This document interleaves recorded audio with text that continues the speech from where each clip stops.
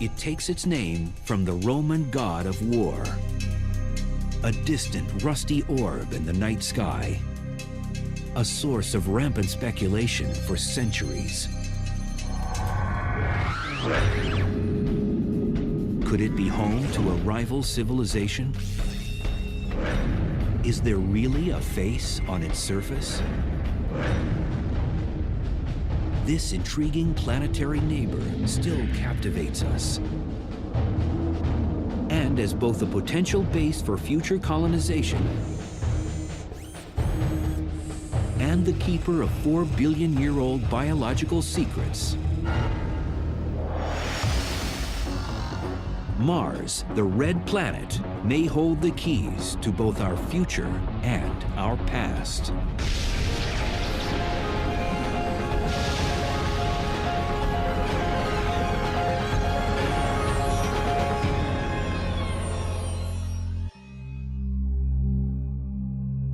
If human beings ever inhabit another world in our solar system, this is the most likely candidate. The red planet, Mars. To a visitor from Earth, a tour of Mars might be very reminiscent of places back home.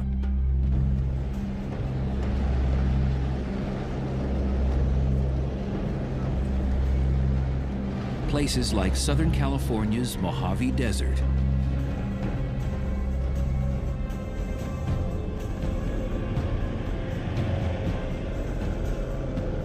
geo and astrobiologist Ken Nielsen finds this desert area so much like Mars, he comes here to try to better understand conditions on the red planet. You travel around here in the dune buggy and you see features that look just like the dune features on Mars. If you go further and look in the background and see all of these red hills full of iron oxides that we see on Mars,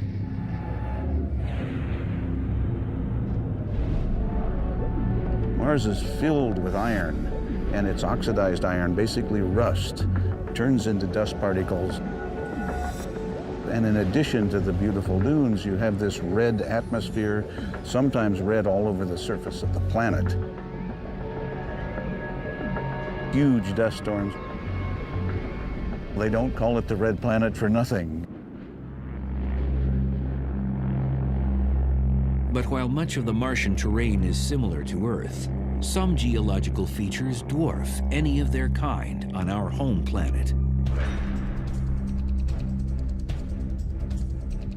A mountain named Olympus Mons, Latin for Mount Olympus, is the tallest known peak in the solar system. It's a now dormant volcano that rises 15 miles above the Martian surface. If you draw a picture of Olympus Mons and put it next to Mount Everest and the big island of Hawaii, even taken all the way down to the base of the ocean, they look like molehills compared with Olympus Mons on Mars. That mountain is so large, you could be on its slopes and you would not know that you're on the slope of a volcano because the base is so huge before you get to its summit. Yet, as awe-inspiring as the Martian surface appears, it is a brutal, inhospitable zone for human beings. 6 green board, 5, 4, 3, 2, 1, engine start, and liftoff of the Delta II rocket carrying the Spirit from Earth to planet Mars.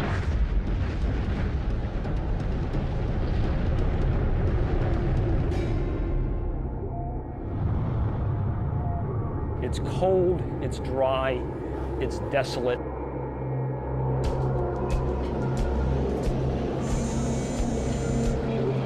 There are dust storms that can darken the skies for weeks or even months at a time. It goes down to 100 degrees below zero at night, every night. Compounding these cruel conditions is an atmosphere with no oxygen. Martian air and even occasional cloud formations are made up almost entirely of carbon dioxide. So it's not a nice place. You wouldn't enjoy it if you went there.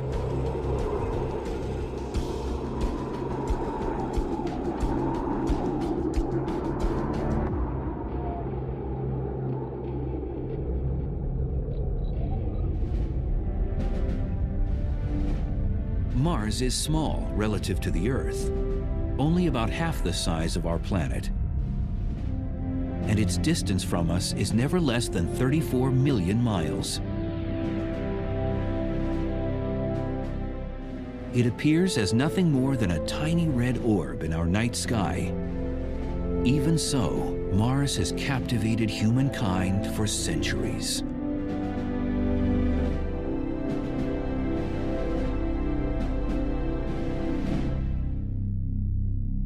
The planet takes its name from the Roman god of war. The Romans associated this distant world with hostility and unrest because of its blood-like color and because of its distinctive movement in the sky. Mars wanders. It doesn't do what the stars do.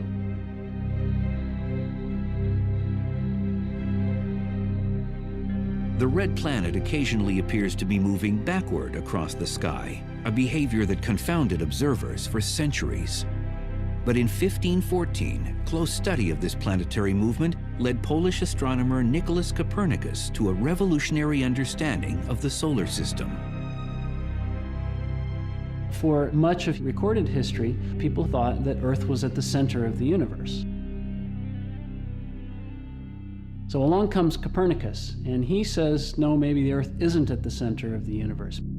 Maybe the explanation for all this is that things are going around the sun. And if all the planets are going around the sun, then we can explain why, as Earth passes Mars in the orbit, Mars begins to wander in our sky. It looks like it's going this way, and then it starts to go this way. By the time of Copernicus's observations, Mars and the Earth had been passing each other in their respective orbits for some 4.5 billion years. Time enough for the two planets to have evolved into very different worlds. One warm, wet, and oxygen-rich. The other cold, dry, and oxygen-depleted. Yet it's now believed that the differences weren't always so stark.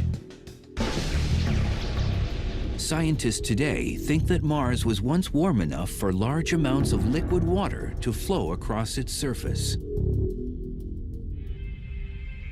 When we look at Mars today in our best satellite images, they tell us the same message we heard with the first missions to Mars, and that is that there's no liquid water on the planet today. But there's virtually incontrovertible evidence that there was water there in the past. Everybody knows that when water flows through any sort of dirt, there are characteristic structures that are a function of that water running through. And when we look at the pictures of Mars, the satellite images, we see very similar structures leading us to the absolute conclusion that Mars was once far warmer and wetter than it is now. Mars, of course, is a harsh desert today. So what could have happened? What cosmic processes could have brought about such a dramatic transformation of the fourth planet from the Sun?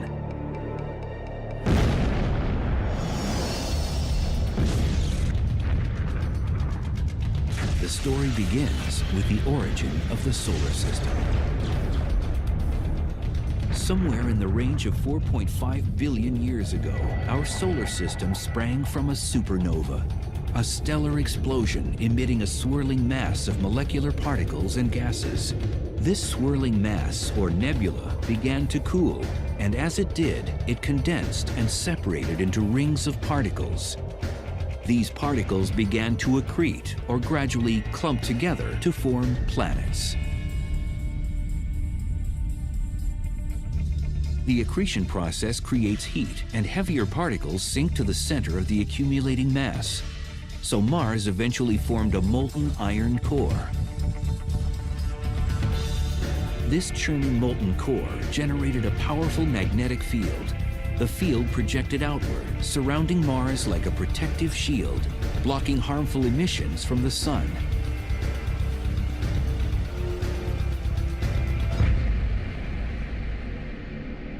You have this constant pressure from the sun, which we call the solar wind.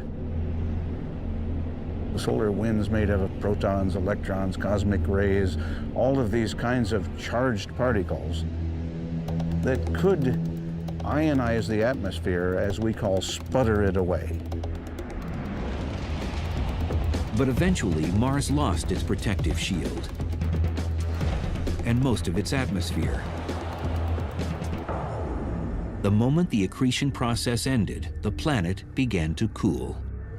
The iron core was no longer able to generate this magnetic field,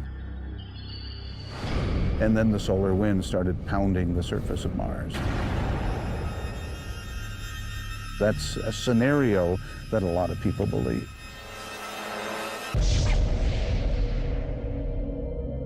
The loss of atmosphere stripped the Martian surface of warmth and pressure. And since water needs both warmth and pressure to remain in liquid form, water is no longer stable on the Martian surface. You put a pan of water out on Mars, it's going to evaporate very fast and try to freeze at the same time. One or the other will win out, but you won't have a nice liquid pan of water. That's not to say, however, that there is no water on the planet at all. While liquid water is no longer stable on Mars, frozen water, ice, is a different story. And evidence suggests that still today, tons of water ice might lie just below the Martian polar caps. Locked within that ice might just be the holy grail of space exploration.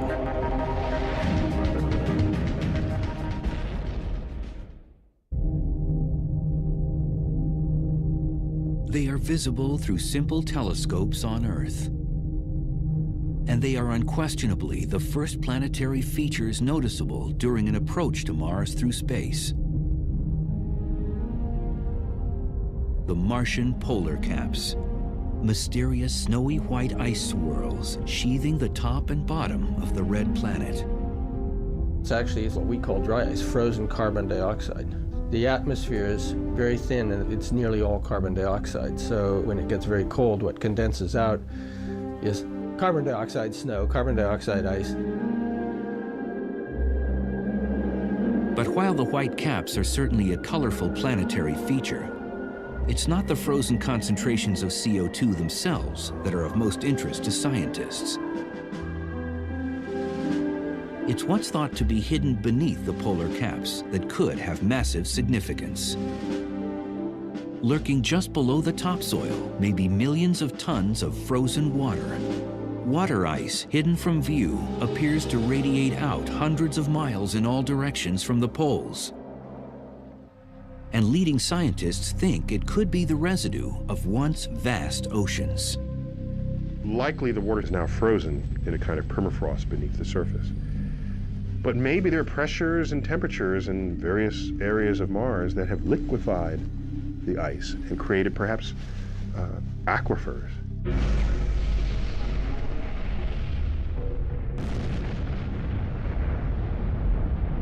We can see craters, an impact has happened. Asteroid has hit Mars, blown out a lot of stuff. It doesn't blow out dry powder like on the moon and make rays and rubble.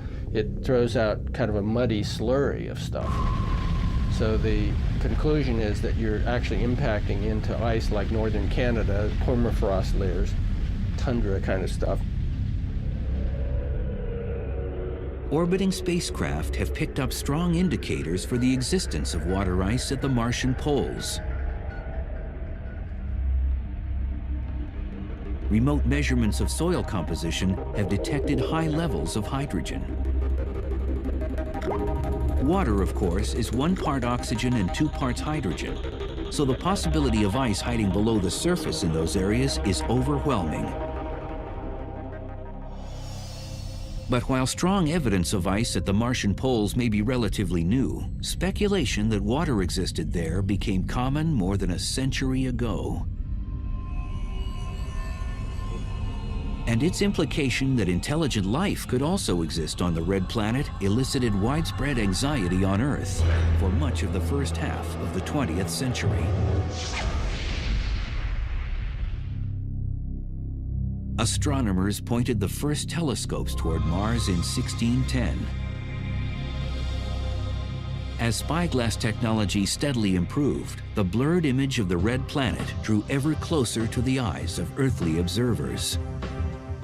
By 1877, telescopes could enlarge the image of the distant planet so that it appeared roughly the size of a dime held at arm's length. Certainly not impressive by modern standards, but it was enough for the director of the Milan Observatory, Giovanni Schiaparelli, to attempt to sketch the Martian surface and name its geological features. Schiaparelli peered at the hazy, shifting visage night after night for months. And he sees what he thinks are crisscross lines on the surface of Mars. Turns out later, what he saw isn't exactly what's up there, but still through his crude telescope, that's what he could see. The respected Italian astronomer sketched these lines and gave them a name. Schiaparelli interpreted these lines as channels of some sort. He didn't really know. Well, the Italian word that he applied to them was canali. That word, translated to English, should have been translated as channels, but instead it got mistranslated as canals. Since straight lines do not normally appear in nature, Schiaparelli's sketches gave birth to the idea that some form of intelligent life must exist on Mars. It was an arresting notion, widely debated among astronomers of the day. Later, in 1894, a wealthy Bostonian named Percival Lowell was so intrigued by this possibility that he paid to have a large telescope constructed on a mountainside in Flagstaff, Arizona. He spent the next 2 decades observing, sketching, and speculating about the red planet.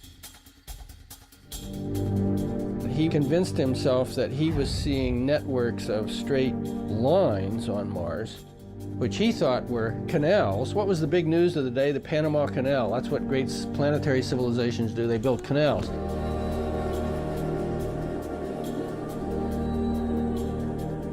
So this was canals to bring the water down from the polar ice caps. Mars was cold and far from the sun and dry, and so he knew that, and so he thought, well, I have to move the water to live on Mars. Well, that idea just electrified everybody, that there was a civilization on Mars.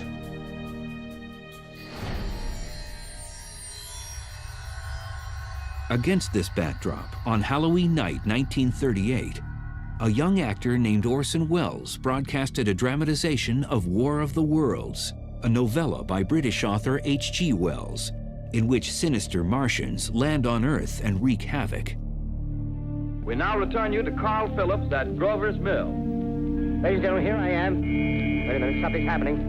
There's a jet of flame springing from the mirror and it leaps right at the advancing men. Lord, they're turning into flames. Thousands of citizens believed the invasion was real. We're deeply shocked and deeply regretful. The misunderstanding was short-lived, but even so, the broadcast only served to fuel public speculation about potential intelligent life on Mars.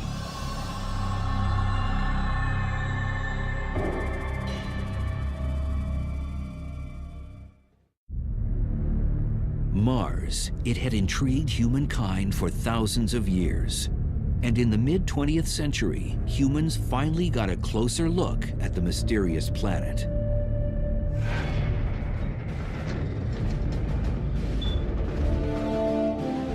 In 1964, the National Aeronautics and Space Administration, NASA, launched a small exploration spacecraft toward the red planet.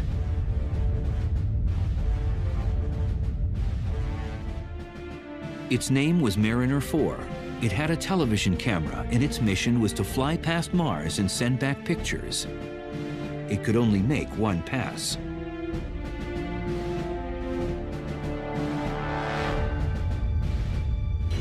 Scientists were filled with anxious excitement at the prospect of what they might see. Is it going to see cities? Is it going to see canals? Is it going to see forests? Well, what it saw was craters. It sent back pictures which just were very fuzzy and showed craters like on the moon. It was a huge letdown. The Mariner 4 images revealed a dry, cratered, desert-like, and seemingly dead planet. Sort of like the moon with a little air to blow the dust around. But the enthusiasm for exploring Mars was only tempered. And 6 years later, in 1971, NASA sent another spacecraft to the red planet, Mariner 9. But this time, rather than just making a single pass by Mars, Mariner 9 was engineered to orbit the planet for weeks and do a complete mapping. The effort paid off.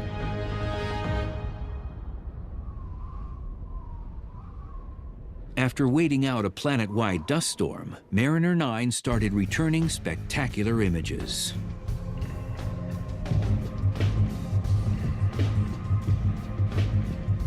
It discovered the Tharsis Bulge, the sort of potbelly of the planet near the equator. The bulge is a result of concentrated and massive volcanic activity. The dominant feature of the Tharsis Bulge is the monster volcano Olympus Mons. Olympus Mons is about the size of Missouri. If you put it in the middle of the U.S., it would dominate that picture. If it had a major eruption, a volcano of that size would probably fill up one state on every side of Missouri. So my hometown in Iowa would be under lava. Interestingly, it's composed of, we think, 3 separate volcanoes, or at least it's erupted in 3 different ways. If you fly over the top, you see 3 separate calderas. So it isn't just 3 times larger. This is a monster geological event.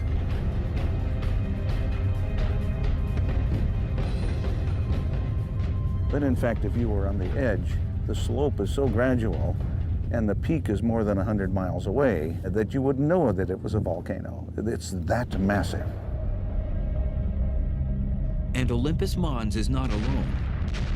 A few hundred miles southeast of the mountain stands a diagonal row of 3 other evenly spaced enormous volcanoes, each larger than any of its type on Earth. Yet, as magnificent as it is, the Tharsis region isn't the only spectacular geological feature discovered by Mariner 9. At the eastern edge of the bulge is a colossal tear in the crust of the red planet. It's called Valles Marineris, Mariner Valley, in honor of the Mariner 9 orbiter itself. You look at this thing, it is like the width of the United States. It's this cleaved valley. You know, the Grand Canyon in the United States? Pump it up, put it on steroids, make it the size of the United States itself, you got Mariner Valley.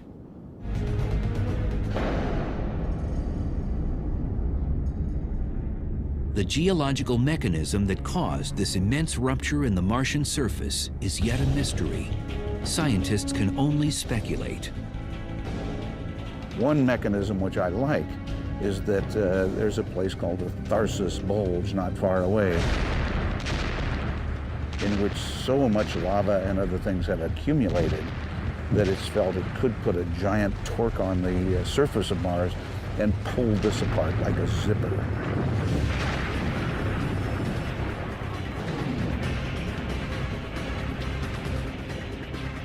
Well, who knows if that's true, but one needs a mechanism different from anything that we know to explain the existence of that.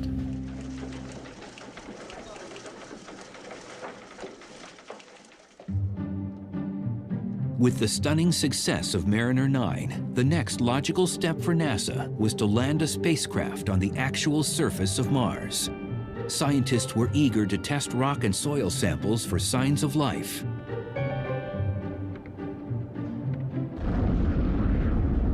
In 1976, the Viking mission reached the planet to do just that. It had both an orbiter and a landing component, equipped with robotic test instruments.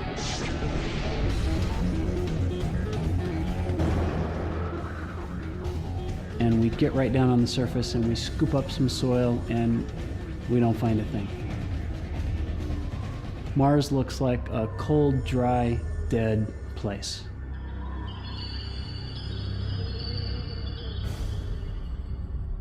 But while the Viking lander toiled away on the ground, failing to make headlines, high above the Martian surface, the Viking orbiter managed to capture a mystifying image. While flying over a region of Mars called Cydonia, the orbiter snapped an image of a land formation under cross-lighting. Startlingly, the formation resembled a human face. As a joke, NASA scientists showed the photo to the press, remarking about the face they'd found on Mars. Under more even lighting conditions, of course, the Martian terrain feature does not look like a face at all, just a jumble of hills. But in certain circles, the story of the face on Mars and its NASA cover-up persisted for several years.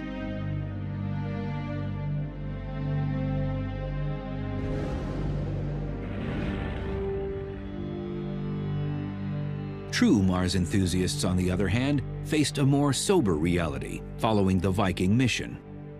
With no definitive evidence of biology resulting from the Viking experiments, interest in returning to the Red Planet quieted for several years.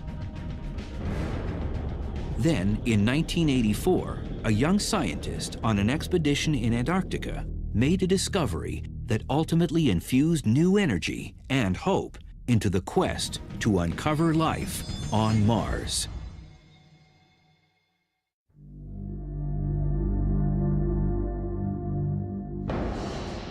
In December 1984, NASA geologists on a meteorite gathering expedition in Antarctica found an odd specimen.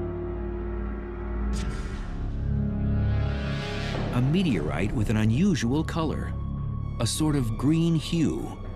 Most are gray or brown. Back at NASA's Johnson Space Center in Houston, where such rocks are stored, it was labeled ALH 84001. Despite its odd color, the scientists assumed that it was a piece of an asteroid. So the rock was pigeonholed into a group of meteorites, and it stayed there for 6 or 8 years. Misclassified.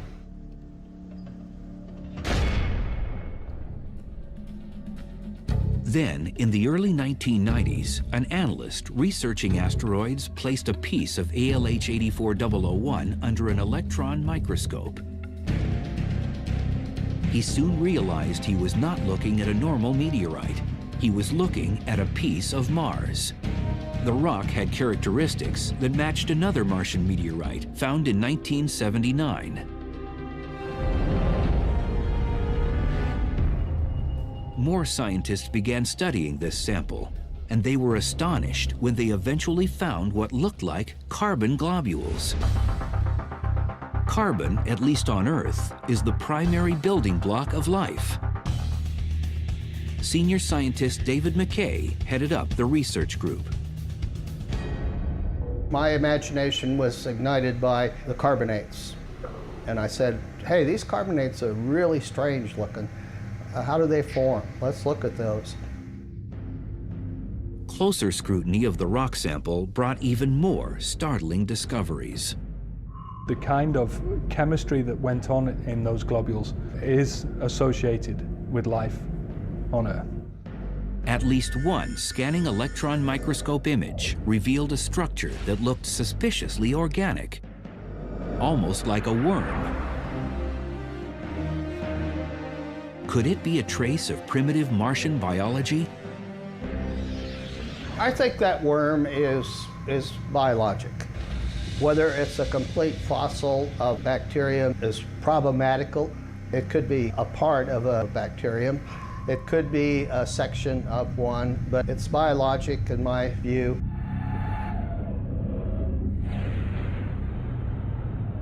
I'd like to welcome everybody here today. It's an unbelievable day. It's very, very exciting for me. Finally, in 1996, after more than 2 years of study in which they had built 4 independent lines of evidence, the team was ready. Dr. They announced their hypothesis. ALH 84001 contained possible evidence of past life on Mars. We conclude that this is evidence for early life on Mars. NASA held a major press conference, but not everyone was convinced. Labs across the globe requested samples of the rock to conduct their own analyses. In the end, after months of, at times, acrimonious debate, the consensus was that there was no consensus. Papers were published in support of the claim, but many more were published debunking the idea. If I could have the first slide, please. The features that you see may be any number of things. For example, they could be... Many researchers are convinced that the formations in the rock that appear to be signs of Martian life were actually caused by mineral activity. The majority of people would say that there is no relic biogenic activity in this meteorite from Mars. Dave's initial hypothesis was incorrect. I would say at this point that that's too simple a hypothesis to take. I don't think the work has been completed to a satisfactory endpoint to say either way. Work on the meteorite is continuing. But even if researchers never confirm that the rock contains signs of Martian life, the ALH 84001 episode has already completely reinvigorated interest in the quest for life on the Red Planet.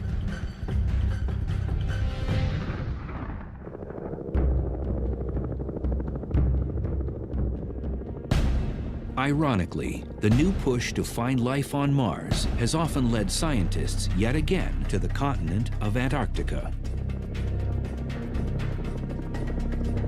Conditions in this part of the world are analogous in many ways to conditions on Mars. Seeking out life forms that manage to thrive in extreme circumstances here might shed light on how and where primitive life could have once taken hold on the Red Planet. One environment astrobiologist Dale Anderson focuses on is at the bottom of lakes, covered year-round with thick layers of ice. Most people said that because of the thick ice covers, you would find nothing but rocks. There would be very little to nothing on the bottom. The ice layer sealing off many of these lakes is up to 15 feet thick, but rather than trying to blast or drill through it and disturbing the ecosystem below, Anderson and team have found a much less damaging approach. They let a massive coil of copper tubing make an opening. Then you just pass a hot liquid through it, throw it out on the ice, and let it melt its way down. It takes about 24 hours. It melts through the ice, and then we've got this very nice, clean hole to dive through. Divers enter the water wearing full-body dry suits. And what they find at the bottom of nearly every Antarctica lakebed is a testament to the stubborn tenacity of life. Mats of microbial organisms are thriving in frigid environments that receive virtually no sunlight. Most people thought that if you had less than about 1% of the surface light, you wouldn't have any photosynthesis taking place down the bottom. They wouldn't be able to use enough light to live. It's turned out that they can photosynthesize with light levels down to 1/10 of 1%. For Anderson and his team, the pristine mats are truly a window to the past.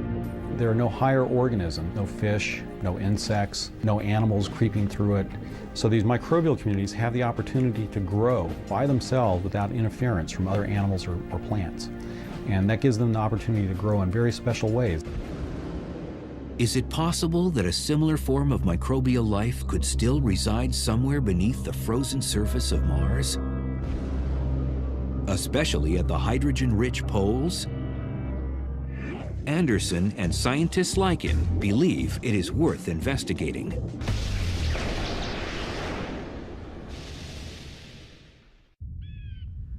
T-minus 10, 9, 8, 7, 6, 5, 4, 3, 2, engine ignition, and liftoff of the Delta II rocket with the Mars Exploration Rover. In the summer of 2003, NASA's Jet Propulsion Laboratory delivered 2 exploration spacecraft to the surface of Mars. Missions to the Red Planet are only feasible once every 2 years during a specific short window of time. The launch must be timed so that the spacecraft and Mars arrive at a specific point in the planet's orbit at the same time. The journey across the 34 million mile distance can take up to 7 months, and the trajectory must be perfect. The accuracy required to go from Earth to Mars and to hit the spot you want to be at on Mars is equivalent to shooting a basketball from Los Angeles to New York and have it go through without hitting the rim, nothing but net. All systems are go for entry, descent, and landing. We are currently 6 minutes from landing at the Gusev crater in the southern hemisphere of Mars. Current velocity 1,356 miles per hour. Expected parachute deploy in 5 seconds. Parachute lift detected.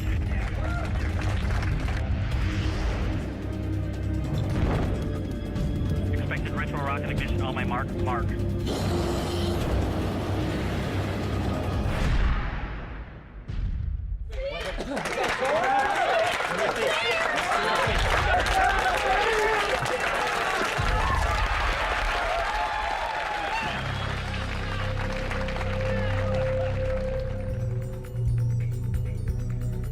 The spacecraft were actually rovers, robotic vehicles capable of traveling across the Martian surface and poking around. The rovers are robot geologists. Their job is to be our eyes, our feet, our hands on the Martian surface. We experience Mars through them. They can reach out and they can touch rocks.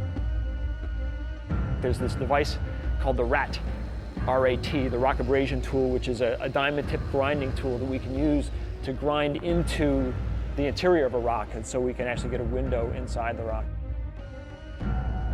They have sensors on the end of that arm, like there's a microscope for telling us in detail what they look like. So we've got a whole bunch of tools similar to what a geologist would want if they were actually physically there on the scene. The rovers were named Spirit and Opportunity, and they are still exploring regions of Mars today at locations on the planet hundreds of miles from each other. Spirit landed in an area dubbed Gusev Crater. The crater is believed to be a dried-up lake bed, so if the water it once held contained biology, Spirit might uncover signs of it. Opportunity touched down in a region called Meridiani Planum. The area is intriguing because it contains an ancient layer of hematite, an iron oxide that on Earth usually forms in a spot that held liquid water. So far, neither rover has found signs of life. But both Spirit and Opportunity have uncovered ample proof that liquid water was once plentiful on the surface of the Red Planet.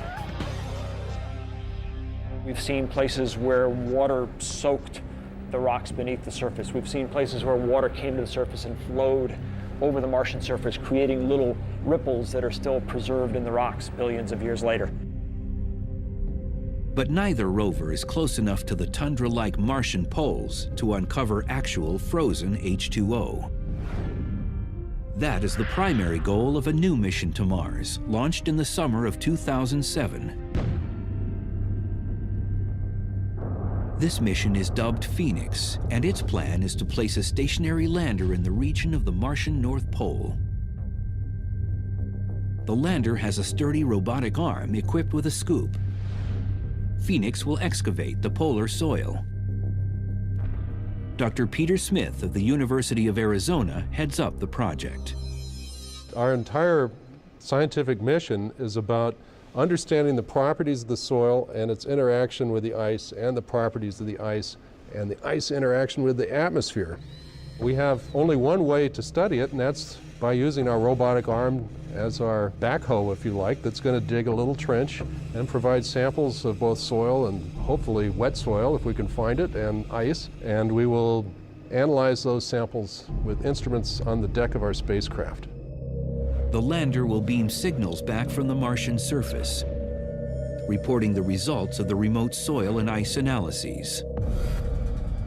But before Phoenix has even had a chance to make it off the launch pad, a new wrinkle in the saga of water on Mars has revealed itself. Images beamed back from a spacecraft currently orbiting the red planet show evidence of a very unexpected event. It appears that a liquid flow of some sort has occurred within the last few years in a small gully at the edge of a deep Martian ravine. In 2001, the orbiter took photos of the exact same spot, but nothing of interest showed up in those shots. The new photos, on the other hand, showed a white residue in the gully, a residue seemingly left behind by a flow of liquid, possibly where water spurted from the ground and flowed for several hundred yards before transforming into vapor and vanishing.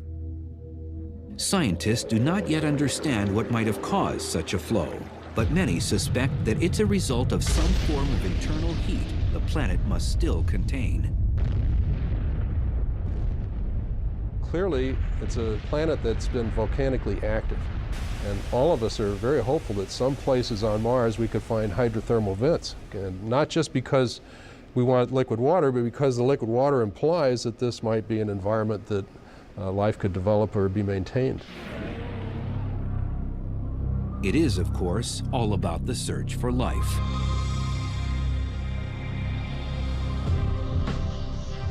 When all is said and done, the engine driving all of the astonishing scientific effort to explore the red planet is the burning desire of humankind to know if life exists elsewhere in the vast reaches of space.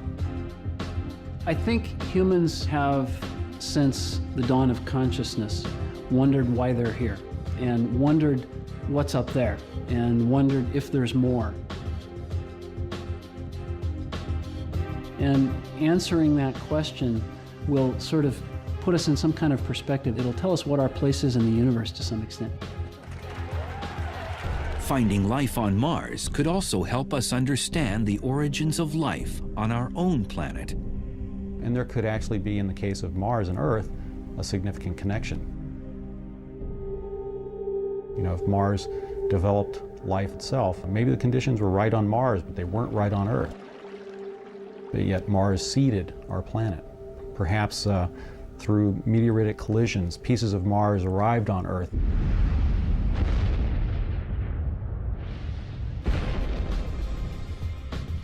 With cells of life, and that actually grew here. Maybe we could all be Martians. Or perhaps it was the reverse, you know, perhaps life originated on this planet and moved to Mars. If we find evidence for life on Mars, and we know there's life on Earth, of course, then there's probably life all over